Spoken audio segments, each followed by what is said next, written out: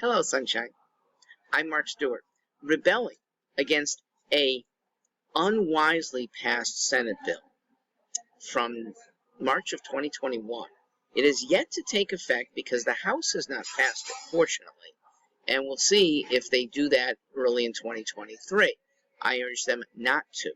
And in the meantime, the Sunshine Protection Act should go its merry way into oblivion. You know how you protect? First of all, it's a stupid word. Nobody can protect sunshine, not here on Earth. The best you could do is what I will do. Let it in. Okay? Sunshine protection is the abolition of daylight savings time. It's an unwise abolition because daylight savings time has very important uses. And it's kind of nice. Getting an extra hour or planning in the spring to have one less hour. Yes, you're changing your clocks. Not a big deal. You are possibly saving a tiny bit of energy. Very little. I mean, maybe 1/4% because of an extra hour in 4.5 extra months of the year when there's sunshine. But please recognize, our energy policy in the United States is so bad. If you really want to save energy, there are so many other things that this Congress can deem fit. Why is this unfair?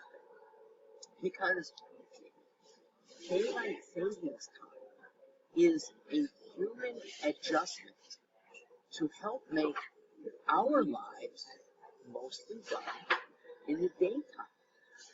Nobody wants to be awakened at 4:30 in the morning, if possible, by streaming sunlight. In the northern climates, this happens in June and July.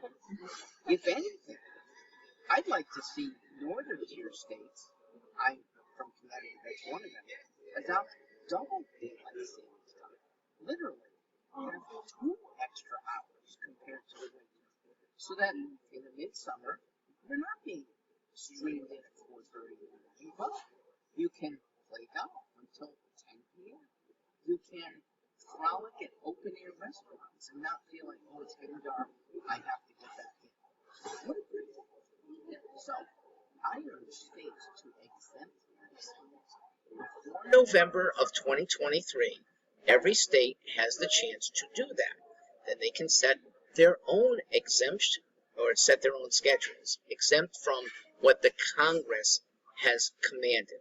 Again, the House might not comply, which would be a good thing. It's not hard for us humans to adjust twice a year, or even 4 times a year. Our digitized devices do it automatically, and for a few, winding back a clock is not especially hard.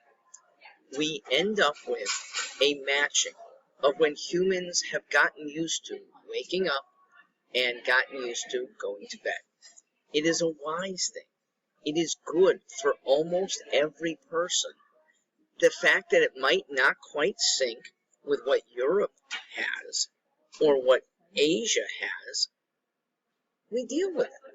We don't have to be a one world everything. The epitome of this is one China, where despite covering as much territory east and west as the United States, the contiguous 48, China has only one time zone.